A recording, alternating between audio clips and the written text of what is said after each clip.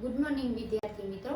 ધોરણ 7 સામાજિક વિજ્ઞાનમાં આપણે આપણું ચેપ્ટર 3 મુઘલ સામ્રાજ્ય એ જોઈએ છીએ, જેમાં અનેક તો મુઘલના શાસકો જોયા. ત્યાર પછી બીજા એવા રાજપૂત વંશના અને તો કે મહારાણા પ્રતાપ છે એ આપણે જોઈ ગયા. હવે આપણે જોવાના છે વીર દુર્ગાદાસ રાઠોડ, કે જે પણ તો કે મહારાણા પ્રતાપની જેમ ખૂબ જ શક્તિશાળી એવા તો કે હતા. વીર દુર્ગાદાસ રાઠોડ, તો આ કોણ હતા? તો દુર્ગાદાસ રાઠોડ જે મારવાડના શાસક હતા કે જસવંતસિંહ. તો એ જસવંતસિંહ જે છે એના મંત્રી હતા કે અશરણ રાઠોડ. તો એ અશરણ રાઠોડના તો કે પુત્ર હતા વીર દુર્ગાદાસ રાઠોડ. જેમ પોતાના તો કે પિતાની જેમ કે જસવંતસિંહજીએ જેમ કે મારવાડના કે પોતાના જે રાજા હતા તો એને પણ તો કે ખૂબ જ સારો એવો એણે પણ શાસક ચલાવ્યું હતું. તો એવા જસવંતસિંહના જે મંત્રી હતા તો એણે પણ પોતાના જે રાજા છે એની તો કે ખૂબ જ દેખભાળ કરી હતી અને એનો શાસકની અંદર પણ ખૂબ જ તો કે એનું પદ જે છે એ નિભાવ્યું હતું પોતાનું મંત્રી તરીકેનું. પણ જ્યારે તો દુર્ગાદાસ રાઠોડ જે છે એમનો જન્મ થયો તો એ વખતે તો કે જ્યારે મોટા થયા ત્યારે જસવંતસિંહ જે છે અવસાન પામ્યા હતા, મરી ચૂક્યા હતા. તો જસવંતસિંહના જે પત્ની અને એના પુત્ર ઉપર તો ઔરંગઝેબે જે હુમલો કર્યો હતો અને મારવાડ જે એને રાજ્ય મેળવવું હતું, તો એ વખતે ખૂબ જ સારી રીતે વીર દુર્ગાદાસ રાઠોડે તેની જે રાજા હતા જસવંતસિંહ, એની પત્ની અને એનું પુત્રનું રક્ષણ કર્યું અને એને એ રાજ્યમાંથી તો કે બહાર લઈ ગયા અને ઔરંગઝેબ સામે સતત તો કે સંઘર્ષ કરતા રહ્યા. પરંતુ ઔરંગઝેબ આપણને ખબર છે કે ખૂબ જ શક્તિશાળી શાસક હતો, એટલે આમ તો કે એની સાથે તો કે યુદ્ધ કરતા કરતા જ કે વીર દુર્ગાદાસ રાઠોડ પણ પોતે તો કે મૃત્યુ પામ્યા હતા અને મારવાડનું જે રાજ્ય છે એ પણ ઔરંગઝેબે જપ્ત કરી લીધું હતું. અને એવું કહેવાય છે કે વીર દુર્ગાદાસ રાઠોડ છે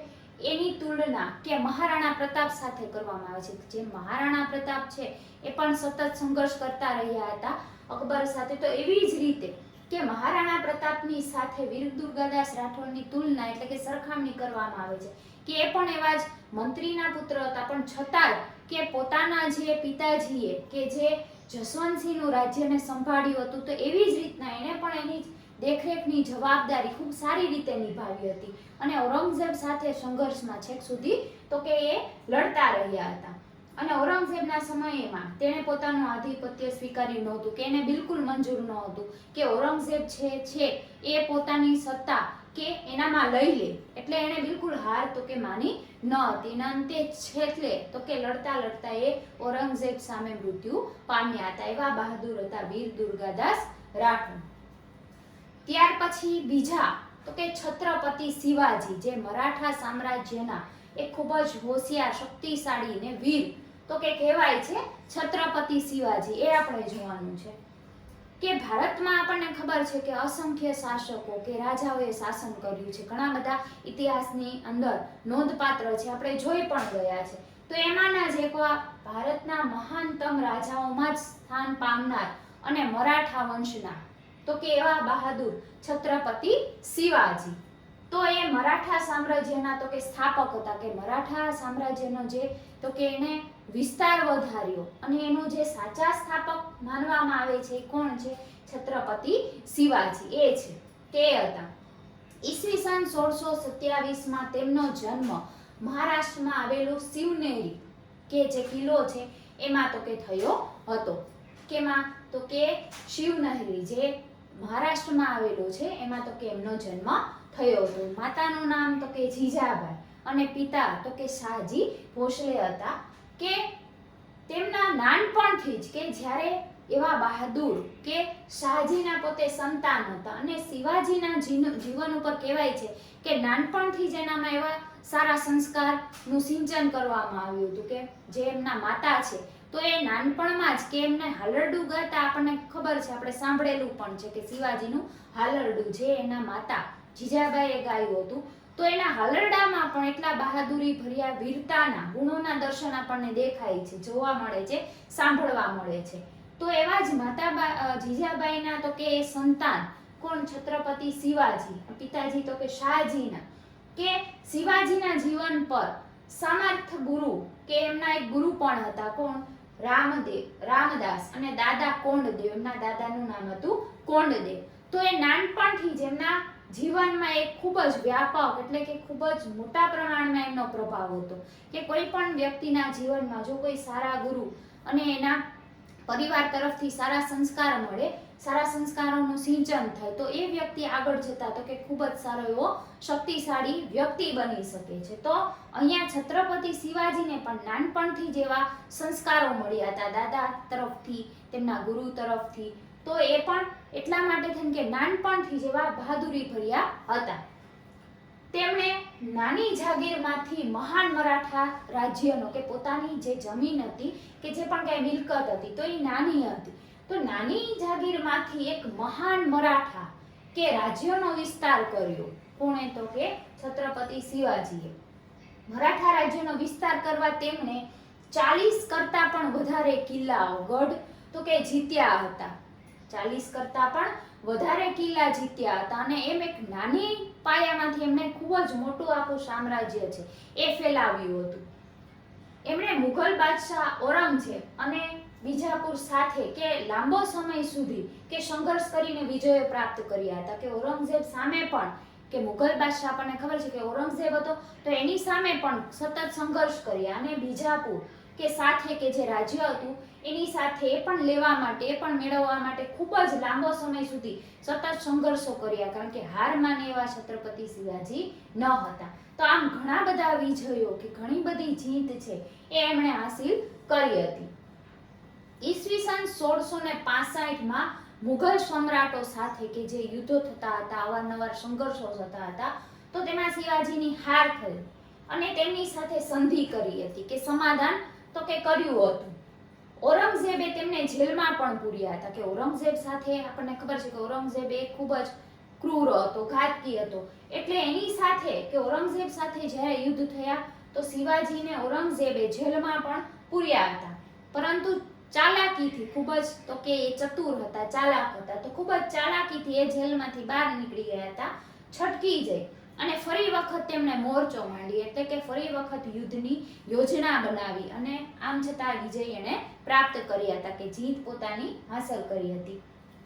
ઈસવીસન 1674 કે રાજગઢની અંદર તેમનો રાજ્યાભિષેક થયો હતો. કે કોઈ પણ રાજા છે તો ઈ રાજાને જ્યારે રાજગાદી પર બેસાડવામાં આવે છે ત્યારે આખો એનો રાજ્યાભિષેક કરવામાં આવે છે, ત્યાર પછી એ ગાદી પર આવે છે. તો અહીંયા ઈસવીસન 1674 રાજગઢની અંદર તેમનો રાજ્યાભિષેક થયો હતો અને તે હિન્દુ સમ્રાટ તરીકે ખ્યાતિ પામ્યા કારણ કે હિન્દુ વંશના એક મરાઠા તો કે પંથના પોતે હતા એટલે હિન્દુ સમ્રાટ તરીકે કે હિન્દુ રાજા તરીકે ખ્યાતિ પામ્યા હતા.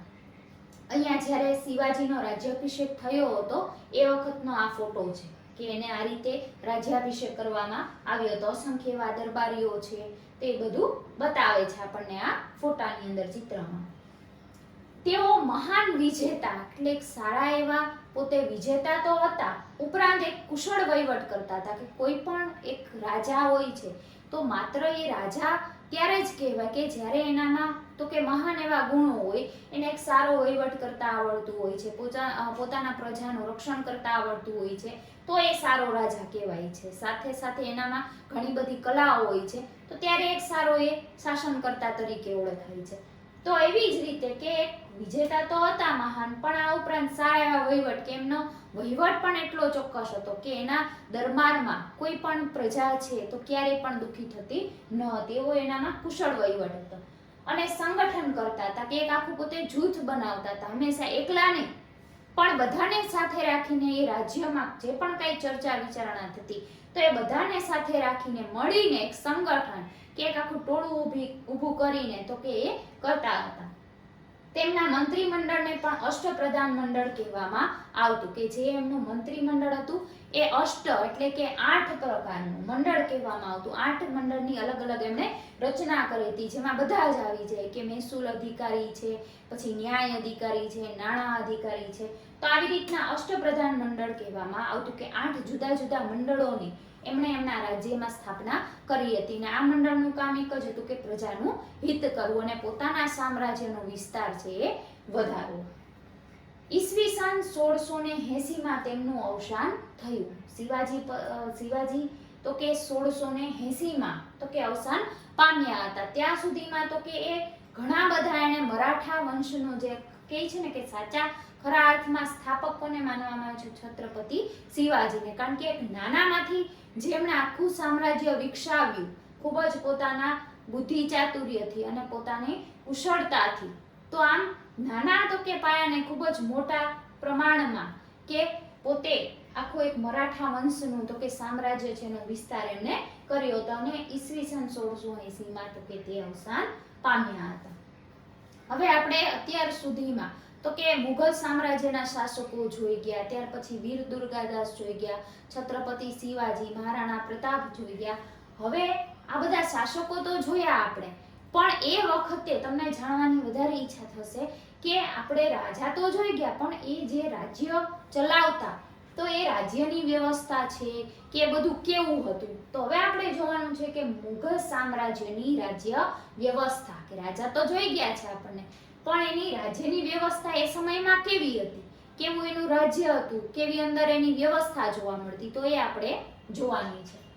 તો મુઘલ વહીવટી તંત્રની વ્યવસ્થિત સ્થાપના એ અકબર દ્વારા થઈ હતી. આપણને આગળ પણ જોઈ ગયા કે અકબર છે તો પોતાના રાજ્યમાં વિસ્તાર કર્યો અને કે એક વ્યવસ્થિત સ્થાપના કે વહીવટી તંત્ર છે એટલું સારું એણે રચ્યું હતું કે જેથી પ્રજાના હિત માટે થઈને કે આગળ જતા પ્રજાને કોઈ પણ દુઃખમારી ભોગવવી ન પડે એટલા માટે થઈને એક વ્યવસ્થિત તો કે વહીવટી તંત્રની તેણે સ્થાપના કરી હતી. શાસનના કેન્દ્રમાં બાદશાહ રહેતા, કે કોઈ પણ રાજ્ય છે તો એમાં મુખ્ય કોણ હોય? તો એ રાજા હોય અને ત્યાર પછી અલગ અલગ તો કે એના બધા મંત્રીઓ હોય, આખું મંડળ બનાવ્યું હોય. કારણ કે રાજા એક છે તો રાજા બધે નથી પહોંચી વળવાના. તો એવી જ રીતે કે શાસનના કેન્દ્રમાં બાદશાહ રહેતા, રાજા રહેતા અને તેમને સલાહ આપવા માટે થઈને, કારણ કે અમુક વાર એક વ્યક્તિ છે એ બધું જ ના કરી શકે, જુદા જુદા કોઈ વ્યક્તિ હોય તો એના વિચારો હોય, બધા ભેગા મળી અને એક સારા એવા શાસનની રચના કરી શકે. તો તેમને સલાહ આપવા એક મંત્રી પરિષદ હતી કે એક મંત્રીઓની એક આખી બેઠક એમનામાં જોવા મળતી હતી. બાદશાહ સર્વોચ્ચ સેનાપતિ અને ન્યાયાધીશ હતા. કે બાદશાહ એવું પણ કહેવાય છે કે સર્વોચ્ચ સેનાપતિ, માત્ર બાદશાહ જ નહીં પણ જ્યારે પણ પ્રજાનું કોઈ પણ વાત આવતી હોય ત્યારે એ ખુદ પણ સેનાપતિ અને ન્યાયાધીશ હતા. કે ન્યાય જે આપવાનું કાર્ય એ કોના ભાગે રહેતું? તો એ રાજાના ભાગે રહેતું કે શાસકના ભાગે રહેતું. એટલે કે બાદશાહ જે સર્વોચ્ચ સેનાપતિ અને ન્યાયાધીશ પણ હતા.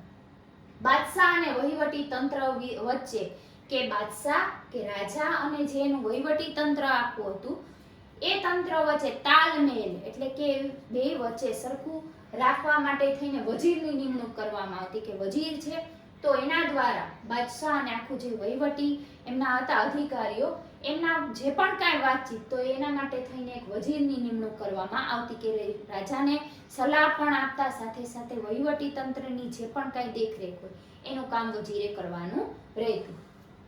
તે દીવાને વઝીર કુલ કહેવાતો. જે વજીરની નિમણૂક કરવામાં આવતી એ વજીરને શું કહેવાતું? દીવાને વઝીર કુલ એવું એને કહેવાતું. ખાલી માત્ર વજીર તરીકે બોલાવવામાં ન આવતા પણ દીવાને વઝીર કુલ કહેવાતો. ત્યાર પછી જે નાણાં અને મહેસૂલી વ્યવસ્થાનો તો કે જે વડો હતો, કે જે ત્યાર પછી કે નાણાં અને જે મહેસૂલ કે જે પણ જમીનમાંથી તો કે કંઈ પણ જે અનાજ ને બધું ખેડૂતો એ વખતમાં હતા તો એ બધું કરતા, તો એમાંથી અમુક ટકા જે છે એ રાજાને આપવામાં આવતો ભાગ. તો એ બધું મહેસૂલી વ્યવસ્થાનો તો કે વડો હતો. અને સેનાના વડાને મીરબક્ષ કહેવામાં આવતો. કે જે આ મહેસૂલી વ્યવસ્થાના જે વડાની નિમણૂક કરવામાં આવતી તેને શું કહેવામાં આવતું? તો મીરબક્ષ એવું કહેવામાં આવતો હતો. હવે આપણે મુઘલ વંશના રાજાઓ જોઈ ગયા, છત્રપતિ શિવાજી જોઈ ગયા, મહારાણા પ્રતાપ જોઈ ગયા, વીર દુર્ગાદાસ, કે આ બધા રાજા જ છે. તો રાજાઓ જોયા તો હવે તમને વધારે મજા આવશે કે હવે એ વખતે જે રાજાઓ હતા, રાજાઓ તો આપણને જોયા કે ખૂબ શક્તિશાળી બહાદુર હતા, તો એ વખતે તેમની રાજ્ય વ્યવસ્થા કેવી હતી એ પણ તમને જોવાનું મન થયું હશે કે કેવી એની રાજ્ય વ્યવસ્થા, કેવું એ પોતાનું શાસન ચલાવતા, એનો વિસ્તાર કઈ રીતે ચલાવતા. તો એ આપણે જોવાનું છે કે મુઘલ સામ્રાજ્યની રાજ્ય વ્યવસ્થા.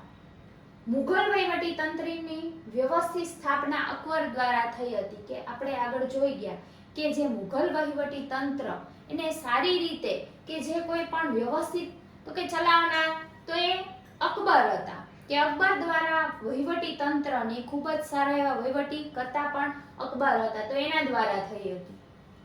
શાસનના કેન્દ્રમાં બાદશાહ રહેતા અને તેમને સલાહ આપવા એક મંત્રી પરિષદ હતી.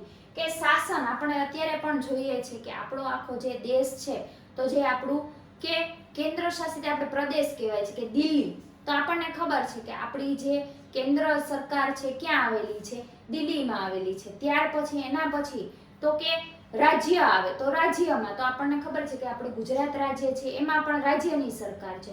તો આ બધી જે છે પ્રથા એ પહેલાના સમયથી ચાલી હતી કે જ્યારે રાજા હતા તો એ વખતે પણ રાજા છે એ પોતે શાસનના કેન્દ્રમાં, જેમ અત્યારે આપણે કેન્દ્ર સરકાર છે તો એ વખતે શાસનના કેન્દ્રમાં બાદશાહ રહેતા. ત્યાર પછી તેમને સલાહ આપવા માટે એક મંત્રી પરિષદ કે બેઠક, તો અત્યારે પણ આપણે જોઈએ છે કે અલગ અલગ વિભાગના આપણને ખબર છે કે મુખ્યમંત્રી છે, નાણાં મંત્રી છે, પાણી પુરવઠા મંત્રી છે, શિક્ષણ મંત્રી છે ને બધા. તો એ જ રીતના કે પહેલાના સમયમાં પણ કે રાજા પોતે કેન્દ્રમાં રહેતા અને તેમને સલાહ આપવા માટે થઈને એક મંત્રી પરિષદ કે મંત્રીઓનું મંડળ એ હતું. બાદશાહ સર્વોચ્ચ સેનાપતિ કે લશ્કરના સેનાપતિ સૌથી પહેલા જો આગળ રાજા રહે પછી જ આખું લશ્કર તૈયાર થાય. પણ જો કોઈ રાજા જેમ ના પાડી દે કે લશ્કર તમે જ જાઓ હું નહીં આવું, તો એ યોગ્ય જ ન કહેવાય. એટલે યુદ્ધમાં પણ સૌથી પહેલા રાજાએ જ કરવી પડે. તો આમ બાદશાહ છે સર્વોચ્ચ કે સેનાપતિ કે લશ્કરના સેનાપતિ અને ન્યાયાધીશ હતા કે જેમાં આપણને ખબર છે કે અત્યારે પણ આપણા દેશમાં સર્વોચ્ચ અદાલત છે, વડી અદાલત છે, જિલ્લા અદાલત છે, તાલુકા અદાલત છે કે જે આપણને પ્રજાના ન્યાય માટે રાખવામાં આવી છે. તો એ વખતે પણ પ્રજાને ઘણા બધા પ્રશ્નો અત્યારે ઉદ્ભવે છે તો પહેલાના સમયમાં પણ હતા. તો જે ન્યાયાધીશ અને લશ્કરના સેનાપતિ તરીકે કોણ બાદશાહ રહેતા હતા. બાદશાહ અને વહીવટી તંત્ર વચ્ચે તાલમેલ રાખવા વજીરની નિમણૂક કરવામાં આવતી. બાદશાહ અને કે જે વહીવટી તંત્ર કે જેમ મેં આગળ વાત કરી કે બધા મંત્રીઓ અને જે વહીવટી આખું એક તંત્ર હોય તો એ બાદશાહ અને વહીવટી તંત્ર વચ્ચે કે સુમેળ કે સારો વ્યવહાર રાખવા માટે થઈને વજીરની નિમણૂક કરવામાં આવતી. કે જેમ આપણે અત્યારે માની લઈએ કે મુખ્યમંત્રી છે કે જે વડાપ્રધાન અને જે બીજા બધા મંત્રીઓ તો એનું કામ જે અત્યારે મુખ્યમંત્રી કરે છે એવી જ રીતે પહેલાના સમયમાં તો કે વજીરના ભાગે કરવામાં આવતું હતું. હવે તે દીવાને વઝીર કુલ કહેવાતો કે જે વજીરની નિમણૂક કરવામાં આવતો એને માત્ર ખાલી વજીર નહીં, વજીરથી બોલાવવામાં ન આવતા પણ દીવાને વઝીરે કુલ એવું એનું નામ કહેવામાં આવતું. અને કે નાણાં અને મહેસૂલી વ્યવસ્થાનો વડો હતો. કોણ? તો કે જે પણ તો કે વડો હતો, નાણાં અને મહેસૂલી વ્યવસ્થાનો એ વડો હતો. જેમ આપણે અત્યારે ખબર છે કે આપણું જે અત્યારે મંત્રીમંડળ છે તો એને અલગ અલગ વિભાગ સોંપવામાં આવ્યા હોય કે કોઈ કરવાળા વિભાગના મંત્રી હોય, ટેક્સ લેતા હોય છે. આપણને ખબર છે આપણે પણ ઘણા બધા વેરાઓ ભરીએ જ છીએ અત્યારે, લાઇટ બિલ છે તો એ વીજળીના આખા અલગ હોય મંત્રી. પછી શિક્ષણ મંત્રી કે જેને શું કાર્ય હોય તો કે શિક્ષણને લગતી બાબત જોવાની હોય. તો આવી રીતના અત્યારે પણ જેમ આપણે અલગ અલગ શાખાના મંત્રીઓ છે જેનું કામ અલગ અલગ, તો એવી જ રીતના પહેલાના સમયમાં પણ નાણાં અને મહેસૂલી કે પ્રજા પાસેથી જે કરવેરા ઉઘરાવવામાં આવતા તો એ મહેસૂલી વ્યવસ્થાનો વડો હતો. અને સેનાના વડાને મીરબક્ષ કહેવામાં આવતો કે જે પણ કોઈ લશ્કર હોય, આપણને અત્યારે આપણે રાખીએ જ છીએ, અત્યારે આપણે લશ્કર રાખીએ છીએ તો એને મિલિટરી મેન, આર્મી આપણે કહીએ છીએ, પોલીસ કહીએ છીએ. તો પહેલાના સમયમાં જે લશ્કર હતું કે જે યુદ્ધ થતા ત્યારે આખું લશ્કર જે છે એ યુદ્ધમાં જતું તો એ લશ્કરના જે વડા હતા એને મીરબક્ષ કહેવામાં આવતું. શું કહેવામાં આવતું? મીરબક્ષ. કે જે જ્યારે યુદ્ધ થાય ત્યારે લશ્કરનું તમામ કામ એની જવાબદારી એ મીરબક્ષને સોંપવામાં આવતી. એમાં પણ એક શાખાના જ કે મંત્રી એટલે કે વડા કે મીરબક્ષ કહેવામાં આવતો હતો. જે સેનાની ભરતી કરતો કે લશ્કરમાં આપણને ખબર છે કે સારા યોદ્ધા હોય એને જ લેવામાં આવે છે. અત્યારની આપણે વાત કરીએ તો જ્યારે પોલીસની ભરતી થાય છે તો ઘણા બધા એમાં યુવાનો જાય છે. શાના માટે? કે પોતાના દેશનું રક્ષણ કરવા માટે.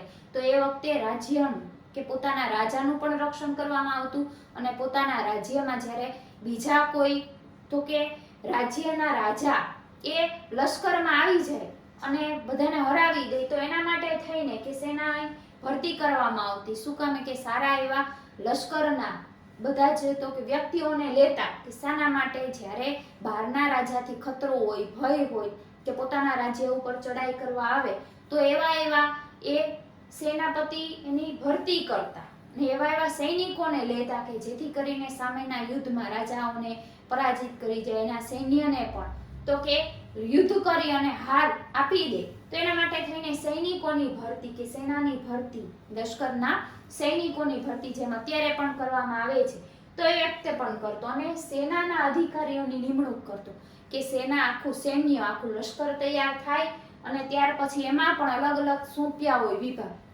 તો અલગ અલગ અધિકારીઓની નિમણૂક પણ કોણ? તો કે એ કરતો હતો. તે ગુપ્તચર તંત્રની દેખરેખ પણ રાખતો. કેવા અમુક ગુપ્તચર એને મોકલ્યા હોય કે જે બહારના રાજા જ્યારે પોતાના રાજ્ય ઉપર ચડાઈ કરવા આવવાના છે કે નહીં, તો એ માટે એવા ગુપ્તચર કે જે રાખતો કે દેખરેખ પણ રાખતો એની ઉપર, કે જેનું કામ બહારના રાજા છે તો એ આવે એ બધા સંદેશાઓ મોકલવાનું અને એ બધું કામ તો કે કરતો. એટલે ગુપ્તચર મંત્રી કે તંત્રની દેખરેખ પણ રાખતો હતો. મુઘલ વહીવટી તંત્રના ગુપ્તચરો કે મુઘલ જે વહીવટી આખું તંત્ર એમના જે ગુપ્તચરો એ વાક્યાન્વિસ તરીકે ઓળખાતા હતા. કોણ? જે આ બધા ગુપ્તચરો હતા કે જે બહારથી સંદેશાઓ લાવતા કે હવે આપણા રાજ્ય ઉપર આક્રમણ થવાનું છે એટલે ચેતી જાવ, તો એ બધા જે ગુપ્તચરો રાખ્યા હતા તો એને વાક્યાન્વિસ એના તરીકે ઓળખાતા, કે એ નામથી એને બોલાવવામાં આવતા હતા. સમ્રાટની અંગત જરૂરિયાતોનું ધ્યાન રાખવા, કે જે સમ્રાટ એટલે કે જે રાજા હોય, શાસક હોય, તો એની અંગત કે એને કોઈ પણ પોતાની ખાનગી જરૂરિયાતનું ધ્યાન રાખવા માટે મીરે સામાન નામનો વિભાગ હતો. કે રાજાને પણ પોતાનું અમુક જે જરૂરિયાત હોય તો એ જરૂરિયાતોનું ધ્યાન રાખવા માટે એક વિભાગ રહેતો હતો જેનું નામ હતું મીરે સામાન.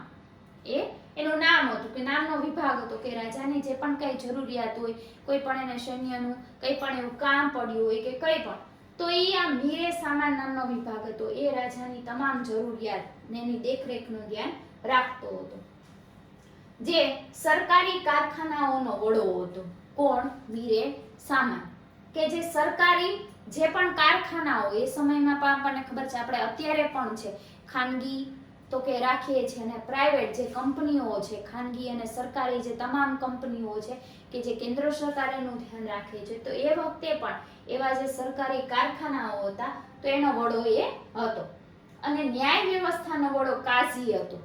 આપણને ખબર છે કે અત્યારે આપણે ન્યાય મેળવવા જઈએ છીએ અદાલતમાં, તો આપણી સામે જે ખુરશીમાં બેઠા હોય છે જેને આપણે અદાલતના જજ કહીએ છીએ, ન્યાયાધીશ, જજ, તો એ વખતે પણ કે ન્યાય વ્યવસ્થા તો હતી જ ને, ન્યાય વ્યવસ્થાના જે વડા હતા એને કાઝી તરીકે ઓળખવામાં આવતા હતા. અત્યારે આપણે એને જજ તરીકે ઓળખીએ છીએ. તો એ સમયમાં ન્યાય વ્યવસ્થાના વડાને કાઝી કહેવાતા હતા. હવે મહેસૂલી વ્યવસ્થા ને જેમ આગળ વાત કરી કે કોઈ પણ જમીન હોય એ જમીનમાં જેટલું પણ અનાજ ખેડૂત ઉત્પન્ન કરે અને અમુક ટકા જે તો કે રાજ્યને આપે તો એ મહેસૂલ વ્યવસ્થા એને કહેવાય છે. તો આ વિભાગમાં પણ અનેક એવા મંત્રીઓ હતા, અત્યારે પણ આપણે જોઈએ છે. તો અકબરે ભારતમાં એક નવી જ મહેસૂલી વ્યવસ્થાનો આરંભ કર્યો હતો. અકબરના સમયમાં જ્યારે અકબરનો શાસનકાળ ચાલતો હતો ત્યારે ઘણી બધી પદ્ધતિઓ છે, ઘણા બધા એવા કરવેરાઓને નાબૂદ પણ કર્યા હતા પ્રજાના રક્ષણ માટે, પ્રજાનું હિત કે સારું કલ્યાણ થાય એ માટે. તો એણે અકબર જ્યારે રાજ્યમાં પોતાની ગાદી પર આવ્યો ત્યારે ભારતમાં એણે નવી જ રીતની કે મહેસૂલી વ્યવસ્થાનો આરંભ કર્યો હતો, જેને મનસબદારી વ્યવસ્થા તરીકે ઓળખવામાં આવે છે. કે મનસબદારી વ્યવસ્થા કે એક નવી જ વ્યવસ્થા, નામ એનું મનસબદારી વ્યવસ્થા તરીકે ઓળખવામાં આવે છે. જેમાં ખેડૂતો જે પણ કાંઈ અનાજ છે એ ઉત્પન્ન કરે એમાં દર વાર્ષિક કે દર વર્ષ કે આખું વર્ષ એક જાય તો એ વાર્ષિક ઉપજ કે જેટલું પણ એને અનાજ છે ઉત્પન્ન થાય તો એને માત્ર એક તૃતીયાંશ જેટલો ભાગ જ એમાં રહેવાનો, કે એક તૃતીયાંશ જેટલો ભાગ છે એ જ માત્ર ખાલી થોડો જેવો ભાગ એ તો રાજ્યને આપવાનું, ને બાકીનું જેટલું પણ એનું થાય કે ગમે તેટલી ઉપજ સારી થાય તો એને બધી ઉપજનો માત્ર એક તૃતીયાંશ ભાગ જ રાજ્યને દેવાનો, બાકીનો તમામ પોતાની પાસે રાખવાનો. તો આમ ખેડૂતોની ભલાઈ માટે થઈને એને આ મનસબદારી વ્યવસ્થા એક નવી જ પદ્ધતિનો એણે એના રાજ્યમાં વિસ્તાર કર્યો હતો. અકબરની મહેસૂલી વ્યવસ્થાનો સ્થાપક ટોડરમલ હતો. એમ વાત કરી કે મહેસૂલી વ્યવસ્થા એનો સ્થાપક કે એનું જે પણ દેખરેખનું કામ મહેસૂલી ઉઘરાવવાનું બધું જે છે એનો સ્થાપક ટોડરમલ હતો. એના હાથ નીચે ઘણા બધા એવા મંત્રીઓ હતા કે જેને એ કહેતો એ મહેસૂલી વ્યવસ્થા ઉઘરાવા જતો, પણ મુખ્ય એનો મહેસૂલી વ્યવસ્થાનો સ્થાપક એ ટોડરમલ હતો. જેમ અત્યારે આપણે જોઈએ તો કે મુખ્યમંત્રી એ રાજ્યની અંદર એક મેઇન કહેવાય છે, એની નીચે અલગ અલગ વિભાગના મંત્રી હોય છે, નાણાં વિભાગના મંત્રી હોય છે, અલગ અલગ શાખાના મંત્રીઓ હોય છે કે જેને પોતાનું કામ સારી રીતે કરવાનું હોય છે. પણ ખરા અર્થમાં કોણ કહેવાય? મુખ્યમંત્રી. એના પછીના એની અંદરમાં જે આવતા નાના નાના મંત્રી હોય છે, તો એ વ્યક્તિ પણ મહેસૂલી વ્યવસ્થાનો સ્થાપક ટોડરમલ કહેવાતો. અને જે પણ તો કે એના નીચે મંત્રી આવતા હોય એને મહેસૂલ ઉઘરાવવાનું કામ એને ભાગે રહેતું. મનસબદારી પદ્ધતિ સેના અને મહેસૂલ એમ બંને એક સાથે સંકળાયેલા હતા, કે મનસબદારી જે પદ્ધતિ અકબરે મૂકી હતી એ એની આખી સેના, એનું લશ્કર અને મહેસૂલ એ બંને એક સાથે જ હતું, કારણ કે બે એક જ કહેવાય છે, એટલે એ બંને એક સાથે જ સંકળાયેલા જોવા મળતા હતા. બંને મળીને કે જે પ્રજાના અને અમુક જે રાજ્યમાં કરવેરાઓ બધું ઉઘરાવાનું તો એ બંને સાથે કરતા હતા. મનસબ એટલે કે જાગીર. જાગીર એટલે જે રાજ્યની પોતાની હદમાં આવતી હોય જમીન એને જાગીર તરીકે ઓળખવામાં આવે છે. એટલે મનસબ એટલે કે જાગીર કે પોતાના રાજ્યની જમીન, અને મનસબદાર એટલે કે જાગીરનો વડો અધિકારી ગણાતો. મનસબ એટલે જાગીર, જાગીર એટલે કે પોતાના રાજ્યની જે હદમાં જમીન આવતી હોય એને જાગીર કહેવાય છે, જમીન.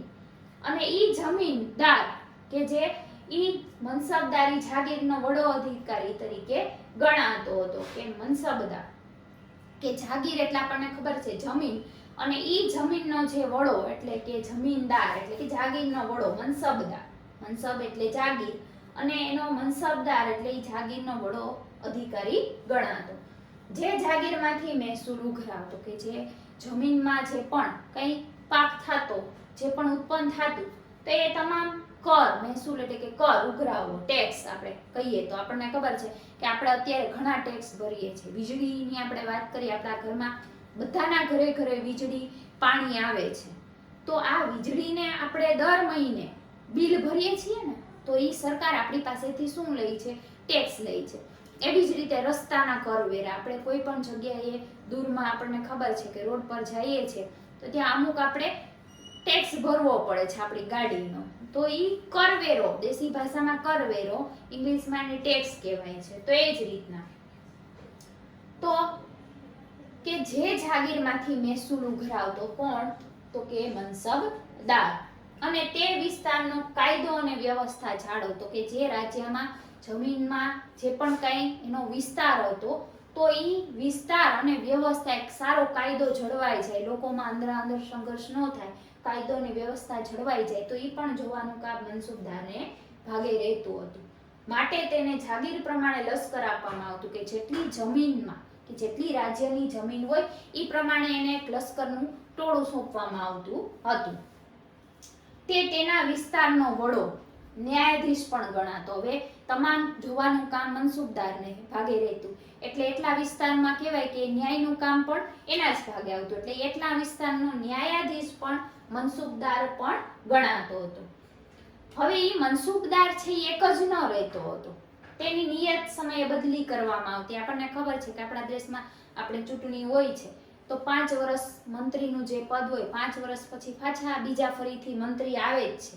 આપણે જોઈએ જ છીએ, આપણે મત આપીને ચૂંટીએ છીએ કે 5 વર્ષની મુદત હોય. તો એવી રીતના અલગ અલગ પ્રકારની મુદત હોય, કોઈની 3 વર્ષ હોય, કોઈની 2 વર્ષ હોય, 5 વર્ષ હોય. તો અહીંયા પણ કે તેની નિયત સમયે બદલી કરવામાં આવતી અને એની જગ્યાએ કે ફરી પાછા કોઈ બીજા સારા મનસૂબદાર હોય તો એમાં એની નિમણૂક કરવામાં આવતી. એટલે આ નિયત પ્રમાણે તો કે એની બદલી કરવામાં આવતી હતી. મુઘલ મનસબદારની વ્યવસ્થા વિશ્વમાં એક અનોખી હતી. ખૂબ જ એની પદ્ધતિ અનોખી હતી, કારણ કે અકબરે મૂકી હતી કે એક નવી જ પદ્ધતિ દાખલ કરી હતી કે મુઘલ મનસબદારની વ્યવસ્થા વિશ્વમાં સૌથી અલગ હતી અને વિશ્વમાં સૌથી વધારે વેતન ધરાવતી હતી. એ વખતે વેતન પણ કે પગાર પણ એટલો થતો, રૂપિયા એટલા આવતા હતા, એટલે જે તો કે વિશ્વમાં સૌથી વધારે પૈસા કે વેતન ધરાવતી હતી. હવે મુઘલ સામ્રાજ્યની શાસન વ્યવસ્થા જોઈએ કે ખૂબ સારા એવા પ્રમાણમાં પ્રજાને સંતોષ મળી રહેતો, સારો ન્યાય થતો, સારા એવા અધિકારીઓ બધાની નિમણૂક થતી, તે બધી જ વ્યવસ્થા સારું એવું તો કે રાજ્યનું શાસન ચાલતું હતું. એ આપણે જોઈ ગયા. હવે મુઘલ કાલીન સંસ્કૃતિ, રાજ્ય વ્યવસ્થા તો સારી જોઈ ગયા. હવે એની સંસ્કૃતિ કેવી હતી, એ વખતે કેવો વિકાસ થયા હતા, કેવી કલાઓ થઈ હતી, એ બધું જ સંસ્કૃતિમાં ગણાય છે. તો મુઘલ સામ્રાજ્યની સંસ્કૃતિ એ કેવી હતી એ આપણે જોવાની છે. મુઘલ યુગમાં ભારતીય સંસ્કૃતિનો બહુમુખી વિકાસ થયો હતો. એવું કહેવાય છે કે મુઘલ યુગની અંદર જ્યારે આપણી ભારતીય સંસ્કૃતિ છે તો એ સંસ્કૃતિમાં બહુમુખી કે ખૂબ જ મોટા પ્રમાણમાં, બહોળા પ્રમાણમાં કે એનો વિકાસ થયો હતો. કારણ કે આગળના જે રાજાઓ છે એ પણ પોતે કલાપ્રિય હતા. એટલે જેટલા કલાપ્રિય હોય તો સ્વાભાવિક છે કે પોતાના રાજ્યની અંદર આખી સંસ્કૃતિનો વિકાસ છે એ ખૂબ જ સારો કરે, ખૂબ જ મોટા પ્રમાણમાં કરે. હિન્દુ અને મુસ્લિમ સંસ્કૃતિનો સમન્વય થયો હતો. માત્ર મુઘલ શાસકો તો ઇસ્લામ તો હતા, મુસ્લિમ હતા, પણ એની સાથે તેમને હિન્દુ શૈલીનો પણ આ બેયનો ભેગો મળીને સમન્વય બેયનો સાથ તો કે મળ્યો હતો ને થયો હતો. બે સંસ્કૃતિને એને એટલું માન, હિન્દુ અને મુસ્લિમ આ બે શૈલીનો સાથ સહકાર થયો હતો. જાણે કે ગંગા અને જમના સંસ્કૃતિ તરીકે પણ ઓળખવામાં આવે છે. કે એવું કહેવાય છે કે ગંગા જમના એ સંસ્કૃતિ તરીકે કોને એવી રીતના કહેવામાં આવે છે, હિન્દુ અને મુસ્લિમ શૈલીનો સમન્વય ગંગા જમના સંસ્કૃતિ તરીકે પણ ઓળખવામાં આવે છે. મુગલોએ અનેક કિલ્લા, મહેલો, દરવાજા, મસ્જિદો અને બગીચાઓની સ્થાપના કરી હતી. આગળ પણ આપણે જોઈ ગયા ઘણા એવા મોટા ફતેહપુર સિકરીનો દરવાજો જોઈએ, તાજમહેલ જોઈએ, મોતી મસ્જિદ, તો અનેક કિલ્લા, મહેલો, દરવાજા, મસ્જિદો અને બગીચાઓની પણ સ્થાપના તેણે કરી હતી. તો કયા આમાં બતાવ્યું છે કે શાસકોએ, રાજાએ શું બનાવ્યું હતું. બાબરના સમયમાં બાબરે આગ્રા અને લાહોરમાં બગીચા નિર્માણ કરાવ્યા હતા, કે સુંદર મજાના બગીચાનું નિર્માણ કરાવ્યું હતું. શેરશાહ સૂરીએ સાસારામમાં મકબરો, કે જે મરી જાય એની કબર પર જે મકબરો બનાવવામાં આવે છે, અને દિલ્હીમાં મસ્જિદ એ બંધાવી હતી. આપણે હિન્દુ ધર્મમાં જે આપણે પૂજા પ્રાર્થના કરવા જાય છે મંદિર, તો એ જ રીતે ઇસ્લામનું ધર્મનું સ્થળ તો એ મસ્જિદ. અકબરે આગ્રાની અંદર કિલ્લો બંધાવ્યો હતો અને આગ્રાથી 36 કિલોમીટર દૂર જે ફતેહપુર સિકરી આપણે જોઈ ગયા, તેમાં પણ ઘણા બધા વિશિષ્ટ એની અંદર મહેલો છે એ પણ બંધાવ્યા હતા. જેમાં ગુજરાત વિજયની કે યાદમાં, કે જ્યારે ગુજરાત વિજય થયું એની યાદમાં બંધાવે કે બુલંદ દરવાજો ફતેહપુર સિકરીનો આપણે આગળ જોયો, ઈ જે એમના જે તો કે સલીમ ચિશ્તી એની યાદમાં એક સૂફી સંત હતા સલીમ ચિશ્તીની, એની અંદર દરગાહ પણ છે કે જે મરી જાય અને પછી એને દફનાવવામાં આવે એવી દરગાહ બનાવી છે. મુસ્લિમ અને મસ્જિદ અને પંચમહેલનો સમાવેશ એની અંદર થાય છે. કેમાં બુલંદ દરવાજાની અંદર ઘણી બધી મસ્જિદો છે, જેમાં એક સલીમ ચિશ્તીની દરગાહ છે, મસ્જિદ અને પંચમહેલ નામનો એક મહેલ એ પણ એને બનાવેલો છે. જહાંગીરના સમયમાં જ્યારે બાંધકામ કરવામાં આવતું એમાં સંગે મરમર એટલે ખૂબ જ સુંદર મજાનો આરસ પહાણ એનો ઉપયોગનું ખૂબ જ પ્રમાણ વધારે હતું, કે સંગે મરમરનો ઉપયોગ તેમાં ખૂબ વધ્યો હતો. શાહજહાંના સમયમાં શાહજહાંને એવું પણ કહેવામાં આવે છે કે મહેલોનો બાંધનાર, કારણ કે એણે અસંખ્ય પ્રમાણમાં કિલ્લાઓ, મહેલો બાંધ્યા હતા. શાહજહાંનો સમય મુઘલ સામ્રાજ્યના સ્થાપત્યનો સુવર્ણ યુગ ગણાય છે, કે સોનાનો યુગ, કારણ કે એણે ઘણા બધા મહેલોની અંદર સોના ચાંદી એ પણ એણે પરાવેલું છે. તેણે આગ્રામાં પોતાની બેગમની યાદમાં જે તાજમહેલ અને મોતી મસ્જિદ, જે તાજમહેલના જે પોતાની બેગમ એની ત્યાં તો કે એને રાખી પણ છે. આગ્રામાં તાજમહેલ અને મોતી મસ્જિદ તેમજ દિલ્હીમાં પ્રસિદ્ધ જે લાલ કિલ્લા આગળ પણ વાત કરી હતી કે જે લાલ પથ્થરોથી એનું નિર્માણ એ કરાવ્યું હતું. એટલે આમ દરેક શાસકોએ પોતાના સમય પ્રમાણે ઘણું બધું સ્થાપત્ય કલા એ વિકસાવી હતી. ઔરંગઝેબે કે આપણને ખબર છે કે કલા સંગીતનો ને બધો એટલો ચાહક ન હતો, એટલે એણે પોતાની પત્નીની યાદમાં ઔરંગાબાદ જે મહારાષ્ટ્રમાં આવેલું છે એમાં રાબિયા ઉદ દૌરાન જે પોતાની પત્નીનું નામ છે કે રાબિયા ઉદ દૌરાન એનો એક મકબરો બનાવ્યો હતો કે એની કબર પર મકબરો બનાવ્યો હતો જે તાજમહેલ જેવો જ કલાત્મક છે, એટલો જ જેમ તાજમહેલ છે એટલો જ ખૂબ જ સુંદર છે. ત્યાર પછી ચિત્રકલા કે મુઘલ સામ્રાજ્યની સંસ્કૃતિ જોઈ કે જેમાં કલાઓ અને સ્થાપત્યો આવી ગયા. હવે સાહિત્ય કે લેખન વાંચન. મુઘલ રાજાઓ સાહિત્યના પોષક હતા, એટલે કે સાહિત્યના ખૂબ જ પ્રેમી હતા અને એ ઉપરાંત સારા લેખકો પણ હતા. એ તો કે સારા ચિત્રકલા, તો મુઘલ ચિત્રકલા એ વિશ્વવિખ્યાત હતી. જહાંગીરના સમયમાં આપણને ખબર, જહાંગીર ચિત્રકલાનો ખૂબ જ શોખીન હતો. તો જહાંગીરના સમયમાં તેનો સારો એવો વિકાસ થયો હતો, એને વિકાસ કર્યો હતો. મુઘલ શાસકો પણ ઉત્તમ ચિત્રકારો એ દિલ્હીથી આમંત્રિતો કરતા હતા કે સારા એવા ચિત્રકારોને પોતાના રાજ્યમાં બોલાવતા હતા અને એની પાસે સારા ચિત્ર દોરાવતા હતા. અકબરના સમયમાં એક જસવંત અને બસાવન નામના મહાન બે ચિત્રકારો, જસવંત અને બસાવન એ નામના મહાન ચિત્રકારો થઈ ગયા હતા કે જેણે પણ કે સારા ચિત્રો દોર્યા હતા.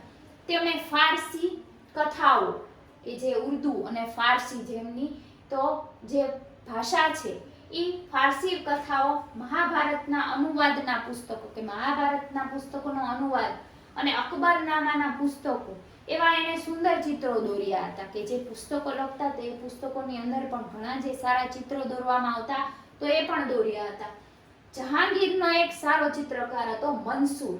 મંસૂર નામનો જે ચિત્રકાર એ વિશ્વવિખ્યાત હતો. જહાંગીર મોટા ભાગના ચિત્રો છે કારણ કે પોતે ચિત્રનો ચાહક હતો, એટલે એને એ મંસૂર નામના ચિત્રકાર પાસે ખૂબ જ સારા એવા ચિત્ર દોરાવતો હતો. જહાંગીરે આ ઉપરાંત એક ચિત્રકળા શાળાની સ્થાપના કરી હતી. જહાંગીરે એક ચિત્રશાળાની એક આખી ડ્રોઈંગ, અત્યારે કેમ આપણે ખબર છે કે સારું ડ્રોઈંગ શીખવા જતા હોય છે તો ડ્રોઈંગના ક્લાસીસ હોય છે, તો એવી જ રીતે પહેલાના સમયમાં ચિત્રશાળાની સ્થાપના કરાવી હતી જહાંગીરે.